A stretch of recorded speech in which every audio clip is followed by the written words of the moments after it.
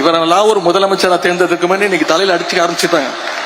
கவர்ச்சியால தான் ஆட்சிக்கு வந்தீங்கன்னு என்ன பார்த்து சொல்றாங்க அப்படின்னு முதலமைச்சருக்கு சிஎம் சாருக்கு கோவம் வருது. சரி, கவர்ச்சியில் ஜெயிக்காம நீங்க எதை வச்சு ஜெயிச்சீங்க சொல்லுங்க பாப்போம். சிஎம் சார் நன்றி சொல்றதுக்காக திருச்சிக்கு போனாரு. இங்க பெரம்பூர்ல ஜெயிச்சிருக்கிறாரு. இங்க இருக்கக்கூடிய பெரம்பூருக்கு போய் நன்றி சொல்றதுக்கு வக்கு இல்ல. இதுவும் நான் சொல்லிதான் போனாரு. சட்டமன்றத்தில் நான் சொன்னேன், திருச்சிக்கு போய் முதல்ல நன்றி சொல்லுங்க. 20 நாள் முன்னாடி சொன்னேன். போனாரு, நன்றி சொன்னாரா? ஏதாவது ஒரு திட்டத்தை அறிவிச்சாரா? திருச்சிக்கு போனாரு, ஏதாவது திட்டத்தை அறிவிச்சாரா? ஒரு திட்டமும் கிடையாது. திருச்சி கிழக்குல இன்னும் 6 மாசத்துல இடைத்தேர்தல் வரப்போகுது. அதுக்கான பிரச்சாரத்துக்காக போயிட்டு அவர் எப்ப வாயை திறந்தாலும் அவர் வாயிலிருந்து வர வார்த்தை ஒன்னே ஒண்ணுதான், எல்லாத்துக்கும் காரணம் திமுக தான். நேற்று ஒரு அமைச்சர் போய் நன்றி சொல்றாரு. அங்க இருக்கக்கூடிய மக்கள் சொல்றாங்க, இது உங்க தொகுதி கிடையாதுங்க, நாங்க உங்களுக்கு ஓட்டை போடலைங்க, நீங்க பக்கத்து தொகுதி அப்படின்னு. இப்படிப்பட்ட ஒரு கேடுகட்ட சோஃபா மாடல் ஆட்சி தான் இன்னைக்கு தமிழ்நாட்டில் நடந்துகிட்டு இருக்கு. இதெல்லாம் நான் சொல்லல, உண்மையாவே நடந்தது. தொலைக்காட்சிகளை நீங்க பார்த்திருப்பீங்க. ஆனா ஒரு கோமாளி இல்ல, எல்லாமே கோமாளி. ரம்மியில சொல்லுவாங்கல்ல, 13 ஜோக்கரா வந்தா என்னையா பண்றது அப்படின்னு. அந்த நிலைமையில இன்னைக்கு இந்த சோஃபா மாடல் அரசு நடந்துகிட்டு இருக்கு. இன்னைக்கு இந்த புதிய அரசு பொறுப்பேற்று 25 நாள் ஆச்சு. உருப்படியா ஏதாவது ஒரு திட்டம் கொண்டு வந்திருக்கீங்கன்னு சொல்ல முடியுமா? ஒரு திட்டமும் கிடையாது. ஏற்கனவே டியூட்டியில இருக்கக்கூடிய போலீஸ வெறும் ஸ்டிக்கரை மாத்தி, போலீஸ் வேனுக்கு வெறும் ஸ்டிக்கரை மாட்டி சிங்கப்பெண் திட்டம் அப்படின்னு ஒரு திட்டத்தை கொண்டு வர போறோம்னு சொல்லி அதையும் கொண்டு வர முடியாத நிலைமையில தான் இன்னைக்கு இந்த ஆட்சி நடந்துகிட்டு இருக்கு. அதாவது ஒரு கூடுதல் செலவு இல்லாத ஒரு திட்டத்தை கூட தொடங்கி வைக்கிறதுக்கு வக்கில்லாத ஒரு சோஃபா மாடல் ஆட்சி இன்னைக்கு நடந்துகிட்டு இருக்கு. ஆனா இன்னைக்கு இந்த சோஃபா மாடல் அரசு ஏதாவது ஒரு திட்டத்தை நிறைவேற்றி இருக்கிறாங்களா? நாம இந்த தேர்தலில் சில லட்சம் வாக்குகள் வித்தியாசத்துல தான் வெற்றி வாய்ப்பை இழந்திருக்கிறோம். நம்மளை விட ஒரு 16 லட்சம் வாக்குகள் அதிகம் பெற்று இன்னைக்கு இந்த ஆட்சி அமைஞ்சிருக்கு. அவங்க எப்படி ஆட்சி அமைஞ்சாங்க, 4ஆம் தேதிக்கு அப்புறம் என்னென்ன கூத்து நடந்ததுங்கிறதுலாம் நீங்க அத்தனை பேரும் தொலைக்காட்சியில பார்த்திருப்பீங்க. 4ஆம் தேதி இரவு நம்முடைய வெற்றி பெற்ற சட்டமன்ற உறுப்பினர்கள்லாம் தமிழ்நாட்டிலிருந்து எல்லா மாவட்டங்கள்ல இருந்தும் கிளம்பி சென்னைக்கு வரதுக்கு, தலைவரை பார்க்கறதுக்கு பஸ்ல டிக்கெட்டு, ட்ரெயின்ல டிக்கெட்டு, பிளைட்ல டிக்கெட் புக் பண்ணிட்டு இருந்தாங்க. ஆனா இன்னைக்கு இருக்கக்கூடிய ஆளுங்கட்சி சட்டமன்ற உறுப்பினர்களும் அண்ணா திராவிட முன்னேற்ற கழகத்துடைய சட்டமன்ற உறுப்பினர்களும் யாருக்கும் தெரியாம திருட்டுத்தனமா எங்க போய் தங்கலான்னு ரிசார்ட்ல ரூம் புக் பண்ணிட்டு இருந்தாங்க.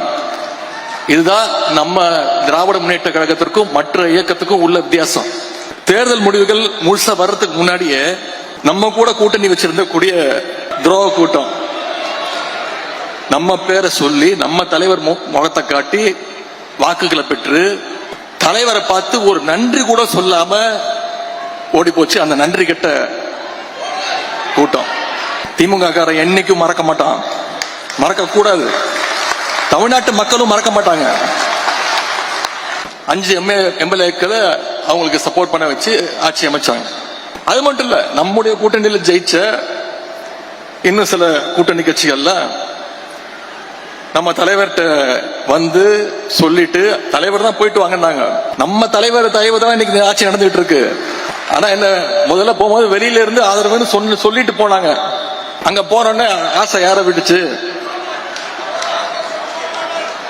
முதல்ல எங்க போனாலும், இந்த முதலமைச்சர் எங்க போனாலும் முதல்ல சோஃபா போவோம். சோஃபா பின்னாடியே முதலமைச்சர் போவாரு.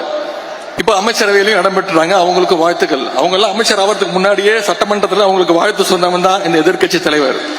இதெல்லாம் நடக்கும்னு எனக்கு தெரியும். இப்படி நம்முடைய தலைவருடைய உழைப்பால வெற்றி பெற்று அந்த கட்சியுடைய ஆதரவோடு தான் இன்னைக்கு இந்த சோஃபா மாடல் ஆட்சி நடைபெற்றுக் கொண்டிருக்கிறது. இங்க இருக்கக்கூடிய ஆளுங்கட்சி இன்னைக்கு 108 இடங்கள்ல வெற்றி பெற்றிருக்கிறாங்க.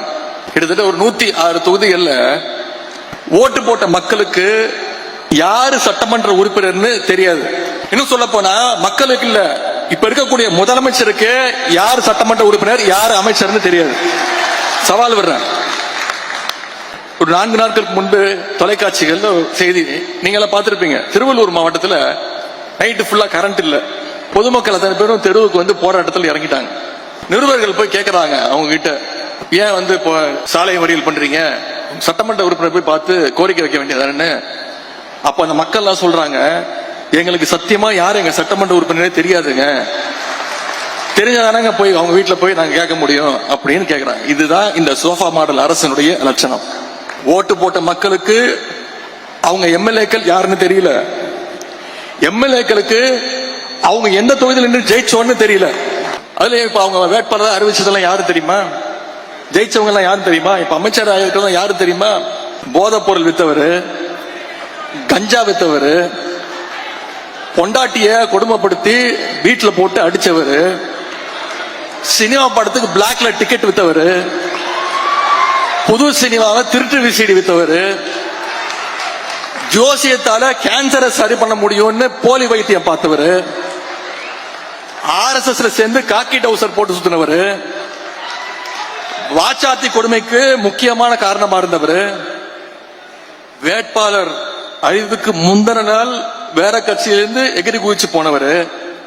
இவங்கெல்லாம் இன்னைக்கு ஆளுங்கட்சியுடைய சட்டமன்ற உறுப்பினர்கள், அமைச்சர்கள். இவங்க பேரும் முதலமைச்சருக்கு தெரியாது. Lottery ticket வித்தவர